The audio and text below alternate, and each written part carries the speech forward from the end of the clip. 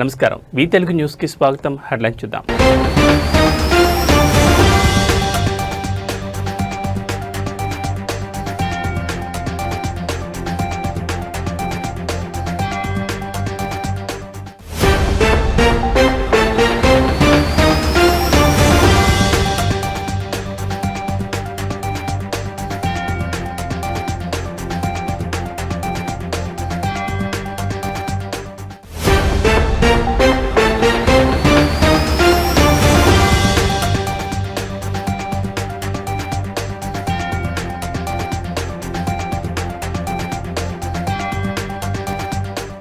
Details చూస్తే బంగారం వెండి ధరలు ఆకాశమే అద్దుగా దూసుకుపోతున్నాయి. గురువారం ట్రేడింగ్ లో పసిడి వెండి ధరలు సరికొత్త ఆల్ టైమ్ రికార్డు స్థాయికి చేరాయి. అంతర్జాతీయంగా నెలకొన్న రాజకీయ ఉద్రిక్తతలు, ఆర్థిక అనిశ్చితి కారణంగా పెట్టుబడిదారులు సురక్షితమైన పెట్టుబడిగా భావించే బంగారం వైపు పరుగులు తీస్తున్నారు. దీంతో పసిడికి డిమాండ్ అమాంతం పెరిగి ధరలు చుక్కలంటాయి. దేశీయ మల్టీ కమోడిటీ ఎక్స్చేంజ్ లో బంగారం డిసెంబర్ ఫ్యూచర్స్ ధర ఏకంగా 1200 మేర పెరిగి 10 గ్రాములు 128,395 వద్ద సరికొత్త జీవనకాల గరిష్టాన్ని నమోదు చేసింది. వెండి కూడా బంగారం బాటలోనే పయనించింది. ఎంసీఎక్స్ సిల్వర్ డిసెంబర్ ఫ్యూచర్స్ ధర కేజీకి 1,900 పైగా పెరిగి 164,150 రూపాయల వద్ద కొత్త రికార్డు సృష్టించింది. ఉదయం ట్రేడింగ్ లో 10 గ్రాముల బంగారం ధర 0.60% లాభంతో 127,960 వద్ద, కేజీ వెండి ధర 1% లాభంతో 163,812 వద్ద ట్రేడ్ అయ్యాయి. ప్రపంచవ్యాప్తంగా నెలకొన్న ఉద్రిక్త పరిస్థితులు, అమెరికాలో వడ్డీ రేట్లు తగ్గుతాయన్న అంచనాలు, డాలర్ బలహీనపడ్డం వంటి అంశాలు బంగారం వెండి ధరల పెరుగుదలకు ప్రధాన కారణంగా నిలుస్తున్నాయని మార్కెట్ నిపుణులు విశ్లేషిస్తున్నారు. ముఖ్యంగా చైనా ఇటీవల రేర్ ఎర్త్ మెటీరియల్స్ ఎగుమతులపై ఆంక్షలను మరింత కఠినతరం చేసింది. చైనా చర్యలను అమెరికా అధికారులు తీవ్రంగా విమర్శించడమే కాకుండా ప్రతీకార చర్యలు ఉంటాయని సంకేతాలు ఇచ్చారు.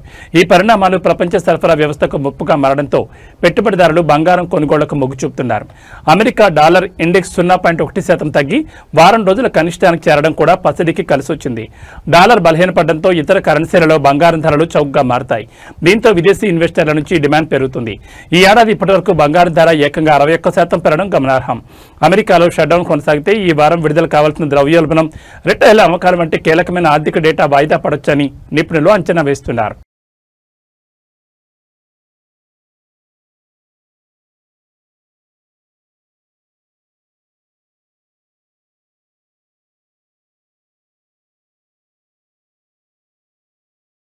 పల్నాడు జిల్లా నరసరావుపేట మాజీ ఎమ్మెల్యే వైసీపీ నేత గోపిరెడ్డి శ్రీనివాసరెడ్డిపై పోలీసులు కేసు నమోదు చేశారు. 2 రోజుల క్రితం పట్టణంలో ముందస్తు అనుమతి లేకుండా ర్యాలీ నిర్వహించారనే ఆరోపణలతో ఆయనతో పాటు మరో 22 మంది అనుచరులపై నరసరావుపేట 1 టౌన్ పోలీస్ స్టేషన్లో కేసు ఫైల్ చేశారు. రాష్ట్ర వ్యాప్తంగా నకిలీ మద్యం విక్రయాలు పెరిగిపోయాయని ఆరోపిస్తూ మంగళవారం గోపిరెడ్డి శ్రీనివాసరెడ్డి ఆధ్వర్యంలో వైసీపీ శ్రేణులు నిరసన చేపట్టాయి. ఈ సందర్భంగా వైసీపీ కార్యాలయం నుంచి ఎక్సైజ్ కార్యాలయం వరకు భారీ ర్యాలీ నిర్వహించారు. పట్టణంలో పోలీస్ యాక్ట్ 30 అమల్లో ఉన్నప్పటికీ నిబంధనలను ఉల్లంఘించి ర్యాలీ నిర్వహించినందుకు గాను పోలీసులు ఈ చర్యలు తీసుకున్నట్టు తెలుస్తోంది. ఈ నిరసన కార్యక్రమంలో భాగంగా నకిలీ మద్యం బాటిళ్లను రోడ్డుపై పగలగొట్టి వైసీపీ నేతలు తమ ఆగ్రహాన్ని వ్యక్తం చేశారు. అనంతరం ఎక్సైజ్ కార్యాలయం చేరుకుని సీఐకి వినతిపత్రం అందజేశారు. చంద్రబాబు నాయుడు ప్రభుత్వం బెల్ట్ షాపుల ద్వారా నకిలీ మద్యాన్ని డోర్ డెలివరీ చేయిస్తోందని ఈ సందర్భంగా గోపిరెడ్డి తీవ్ర విమర్శలు చేశారు. ఈ ఘటన జరిగిన 2 రోజుల తర్వాత అనుమతి లేని ర్యాలీపై పోలీసులు కేసు నమోదు చేయడం స్థానికంగా చర్చనీయాంశమైంది.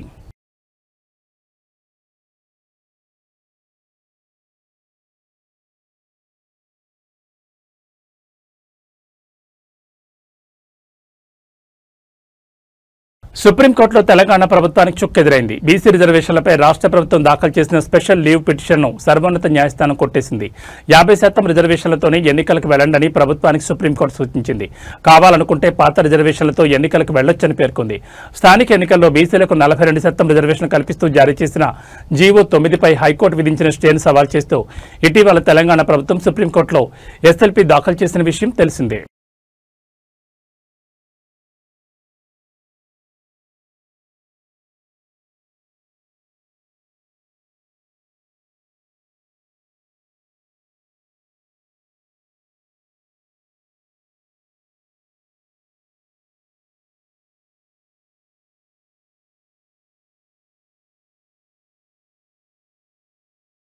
జూబ్లీహిల్స్ నియోజకవర్గం ఉప ఎన్నిక ప్రచారంతో హోరెత్తుతోంది. విజయమే లక్ష్యంగా అన్ని పార్టీలు ప్రచారాన్ని ముమ్మరం చేశాయి. మాజీ మంత్రి బీఆర్ఎస్ ఎమ్మెల్యే మల్లారెడ్డి తనదైన శైలిలో ప్రచార బరిలోకి దిగి అందరి దృష్టిని ఆకర్షిస్తున్నారు. బీఆర్ఎస్ అభ్యర్థి మాగంటి సునీతకు మద్దతుగా ఆయన చేపట్టిన వినూత్న ప్రచార విధానం స్థానికంగా ఆసక్తి రేపుతోంది. రొటీన్ ప్రసంగాలు, సభలకు భిన్నంగా ఆయన నేరుగా జనంలోకి వెళ్లి వారి పనుల్లో పాలుపంచుకుంటున్నారు. ప్రచారంలో భాగంగా ఈ రోజు జూబ్లీహిల్స్లోని ఓ టిఫిన్ సెంటర్లోకి అకస్మాత్తుగా వెళ్లిన మల్లారెడ్డి అక్కడున్న వారిని ఆశ్చర్యపరిచారు. వెంటనే గెరటి చేతపట్టి స్వయంగా పెనంపై దోశలు వేయడం ప్రారంభించారు. అక్కడికి వచ్చిన వారికి దోశలు అందిస్తూ మాగంటి సునీతకు ఓటు వేయాలని అభ్యర్థించారు. ఆయన తీరుతో అక్కడి వాతావరణం సందడిగా మారింది.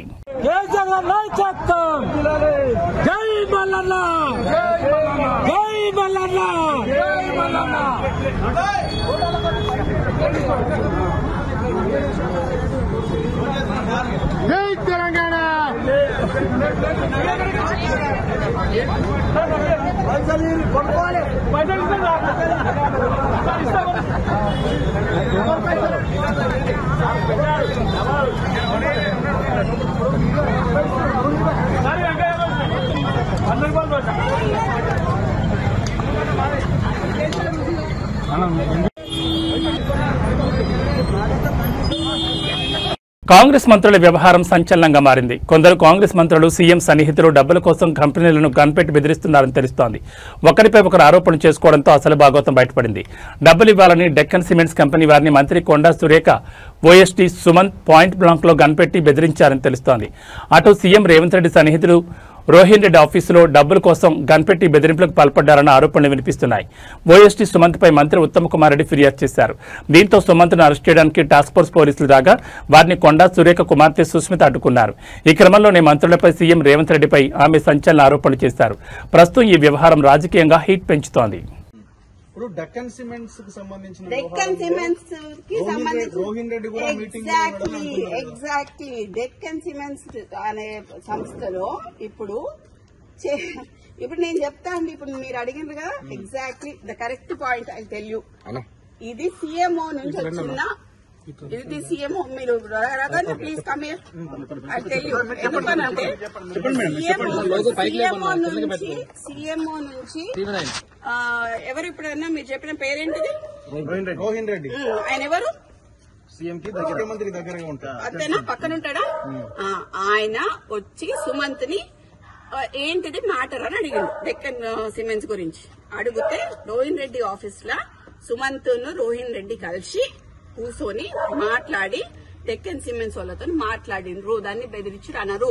సరే బెదిరించుడు అంటే ఎక్స్టార్షన్ అంటే పిస్తల్ పెడితే దాంట్లో రోహిన్ రెడ్డి ఉండాలి, అప్పుడు సీఎం రేవంత్ రెడ్డి కూడా ఉండాలి. కోనసీమ జిల్లా అమలాపురం తహసీల్దార్ కార్యాలయంలో అవినీతి నిరోధక శాఖ అధికారులు మెరుపు సోదాలు నిర్వహించారు. భూమి ఆన్లైన్ చేసేందుకు లంచం తీసుకుంటున్న తహసీల్దార్ను రెడ్ హ్యాండెడ్ గా పట్టుకున్నారు. గంధం దుర్గాకొండలాకు చెందిన భూమిని ఆన్లైన్ చేయడానికి అమలాపురం తహసీల్దార్ అశోక్ ప్రసాద్ ₹1,00,000 లంచం డిమాండ్ చేశారు. ఈ మొత్తాన్ని 50,000కు సెటిల్ చేసుకుని డేటా ఎంట్రీ ఆపరేటర్ రాము ద్వారా తహసీల్దార్ అశోక్ ప్రసాద్ ఆ నగదును తీసుకుంటుండగా ఏసీబీ అధికారులు దాడి చేసి రెడ్ హ్యాండెడ్ గా పట్టుకున్నారు. లంచం సొమ్ముతో పాటు తహసీల్దార్ టేబుల్లో అనధికారికంగా ఉన్న ₹5,84,500 నగదును కూడా ఏసీబీ అధికారులు స్వాధీనం చేసుకున్నారు. మొత్తం ₹6,34,500 నగదును ఏసీబీ అధికారులు సీజ్ చేశారు.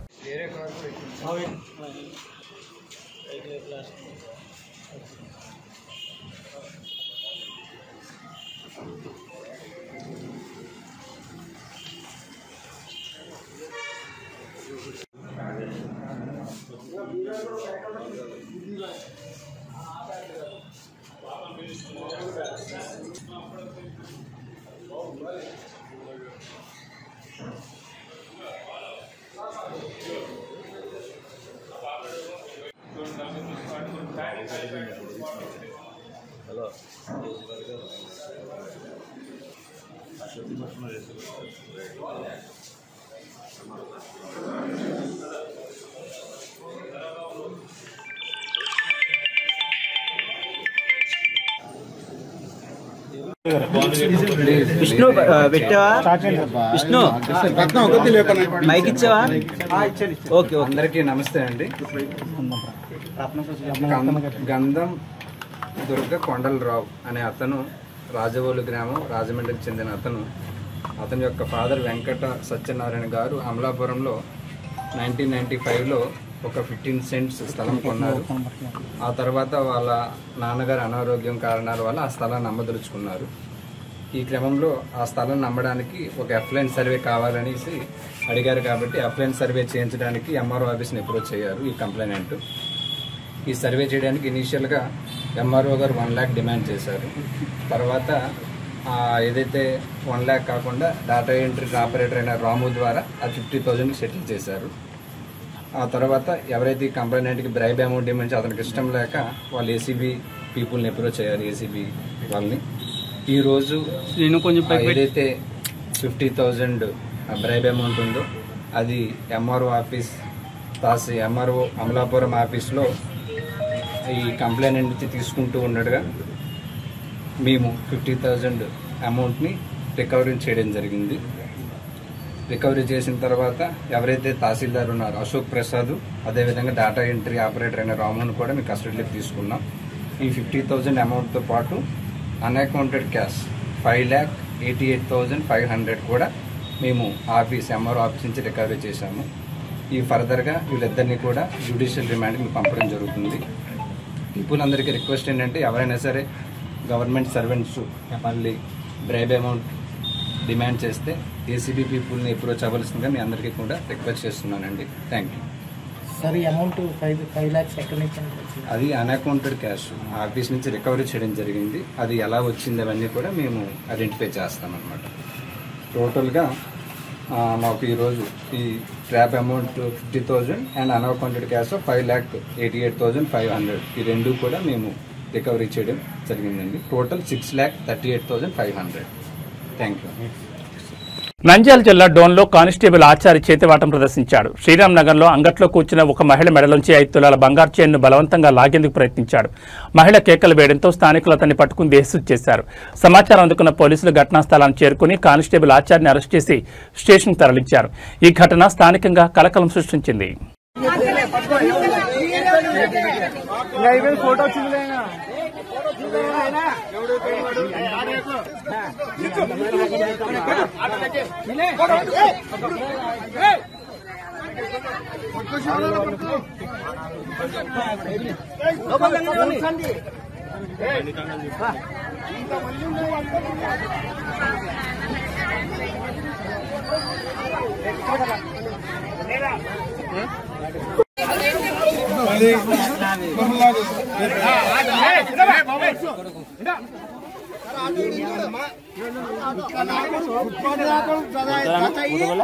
విశాఖలో గూగుల్ సంస్థ అడుగుపెట్టిన నేపథ్యంలో టీడీపీ సీనియర్ నేత ఎమ్మెల్యే సోమిరెడ్డి చంద్రమోహన్ రెడ్డి సంచలన వ్యాఖ్యలు చేశారు. గూగుల్ రాకను వైసీపీ మినహా అన్ని పార్టీలు ప్రజలు స్వాగతిస్తున్నారని ఆయన పేర్కొన్నారు. సోమిరెడ్డి అభిప్రాయం ప్రకారం గూగుల్ టేక్ఓవర్ టెక్నాలజీ ద్వారానే వైఎస్ వివేకానందరెడ్డి హత్య చేసిన వారిని సీబీఐ గుర్తించిందని, ఇది జగన్ రెడ్డి అండ్ బ్యాచ్ గుట్టును రద్దు చేసిందని, వారి అవినీతి చరిత్ర బయటకు వస్తుందని ఆరోపించారు. గూగుల్ కంపెనీ 1.33 లక్షల కోట్లతో ఏపీకి రావడం రాష్ట్రానికి అత్యంత ప్రతిష్టాత్మక ఘటనగా ఆయన అభివర్ణించారు.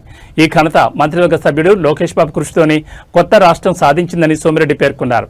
గూగుల్ రాకను సాక్షి మీడియా సరిగా ప్రస్తావించకపోవడం దురదృష్టకరమని అన్నారు. రాష్ట్రానికి ముఖ్యమంత్రి విధులు నిర్వహించిన వ్యక్తి మళ్లీ సీఎంగా కొనసాగుతారని, ప్రజలు కళ్ళకనడం మరింత దుర్మార్గమని ఆయన వ్యాఖ్యానించారు. విశాఖలో గూగుల్ సంస్థ రావటం ఒక్క వైసీపీ తప్ప అందరూ స్వాగతిస్తున్నారు. కారణం గూగుల్లో 6093 అని కొడితే జగన్మోహన్ రెడ్డి జైలు జీవితం బయట వస్తుంది. అట్లే గూగుల్ టేక్అవుట్ ద్వారా వివేకానంద రెడ్డి హత్య కేసులో అసలు హంతకుల్ని సిబిఐ గుర్తించి వాళ్ళని పట్టించింది గూగుల్ సంస్థ కాబట్టి హంతకుల్ని పట్టించారు ఆయన వర్గాన్ని. దాని మీద బహుశా పెద్ద కోపం ఉండొచ్చు. మూడోది ఏంటంటే రాజా కరప్షన్ అని కొడితే గూగుల్లో తండ్రిని అడ్డం పెట్టుకొని 1,000 కోట్లు దోపిడీ చేసిన జగన్మోహన్ రెడ్డి అవినీతి చరిత్ర బయట వస్తుంది. అందుకని ఆ సంస్థ మీద కోపం. నేనేమంటానంటే ఈరోజు 1,33,000 కోట్లు అసలు గూగుల్ కంపెనీ ఇండియాలో ఆంధ్రప్రదేశ్కి రావటం, కొత్తగా స్టార్ట్ అయిన ఒక స్టేట్లో రావటం, లోకేష్ బాబు కృషి, దాన్ని జీర్ణించుకోలేక నేను ఒక మాట అడుగుతాను. నీ సాక్షి పత్రికలో కానీ సాక్షి ఛానల్లో కానీ రాష్ట్రానికి ఇంత ప్రతిష్టాత్మకమైన ఒక సంస్థ వస్తుంటే ఒక చిన్న ముక్క కూడా రాయరా? ఒక చిన్న టెలికాస్ట్ లో ఒక్క మాట చెప్పరా? ఆ సంస్థ రావటం ఆంధ్రప్రదేశ్ కి మంచిదేనని 2 లక్షల మందికి ఉద్యోగాలు ఉపాధి కల్పించే సంస్థ రావటం, ఒక నేషనల్ ఇంటర్నేషనల్ ప్రెస్టీజియస్ కంపెనీ మన రాష్ట్రానికి రావటం మీకు ఇష్టం లేదా? మీరా ఈ రాష్ట్రానికి ఒక ముఖ్యమంత్రి కావటం అంటే దురదృష్టం. మళ్ళీ నేనే వస్తాను అని చెప్పుకోవటం అంతకంటే దురదృష్టం. హనుమకొండ జిల్లా యలకుతుర్తి మండలం మొలకనూరు రోడ్లోని వినాయక వైన్ షాప్ లో దొంగలు బీభత్సం సృష్టించారు. చోరీకి పాల్పడ్డ దుండగులు మద్యం బాటిల్స్, నగదుతో పాటు సీసీ కెమెరా ఫుటేజ్ బాక్సును సైతం ఎత్తుకెళ్లారు. దొంగతనం జరిగినట్లు గుర్తించిన షాప్ నిర్వాహకులు పోలీసులకు సమాచారం అందించారు. ఘటనా స్థలానికి చేరుకున్న పోలీసులు కేసు నమోదు చేసుకుని దర్యాప్తు చేపట్టారు.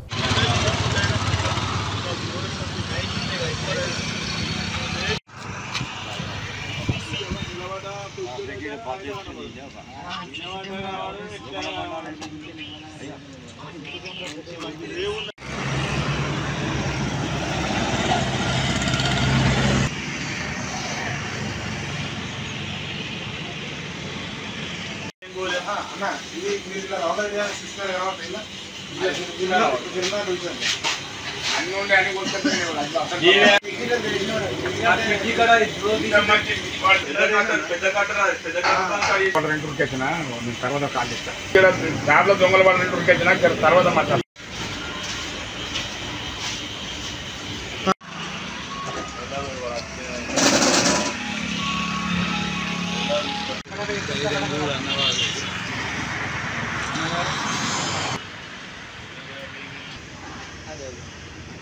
మంచిగా ఆదాయానికి ఉన్నది నిత్యంలో.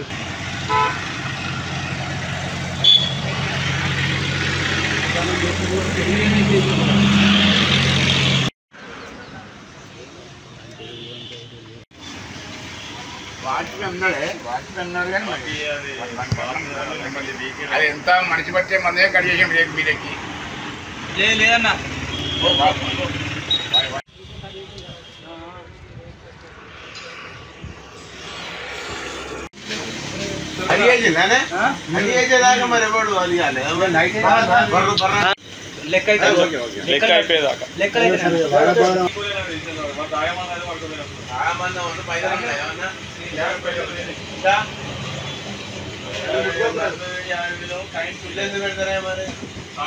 పటేల్ నగర్ శ్మశాన వాటిక నుంచి ప్రశాంత్ నగర్ క్వార్టర్స్ వరకు జరుగుతున్న అక్రమ చెత్త డంపింగ్ స్థానికులను తీవ్ర ఆగ్రహానికి గురిచేస్తోంది. నెల రోజులుగా శానిటేషన్ అధికారులు కనీసం హాజరు కాకపోవడం, ఇక్కడ అన్ని రకాల వ్యర్థాలను వేయడం వల్ల పరిసర ప్రాంతమంతా తీవ్ర దుర్వాసనతో నిండిపోయింది.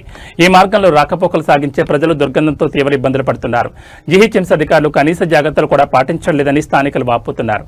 ప్రజలు పలుమార్లు అధికారులకు ఫిర్యాదు చేసినా ఎటువంటి స్పందన లేకుండా పోయిందని ఆందోళన వ్యక్తం చేస్తున్నారు. చెత్త వేస్తున్న వారిపై చర్యలు తీసుకోవడానికి సీసీ కెమెరాలు గానీ ఇతర పర్యవేక్షణ గానీ లేదని స్థానికులు ప్రశ్నిస్తున్నారు.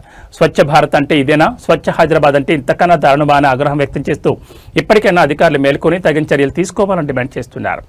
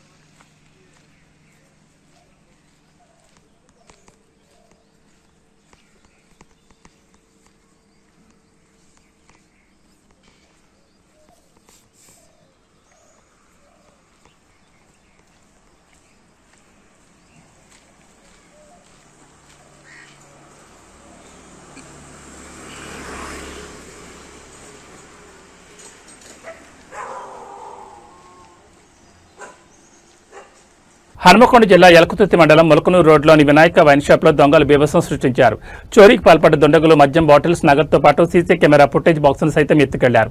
దొంగతనం జరిగినట్లు గుర్తించిన షాప్ నిర్వాహకులు పోలీసులకు సమాచారం అందించారు. ఘటనా స్థలానికి చేరుకున్న పోలీసులు కేసు నమోదు చేసుకుని దర్యాప్తు చేపట్టారు.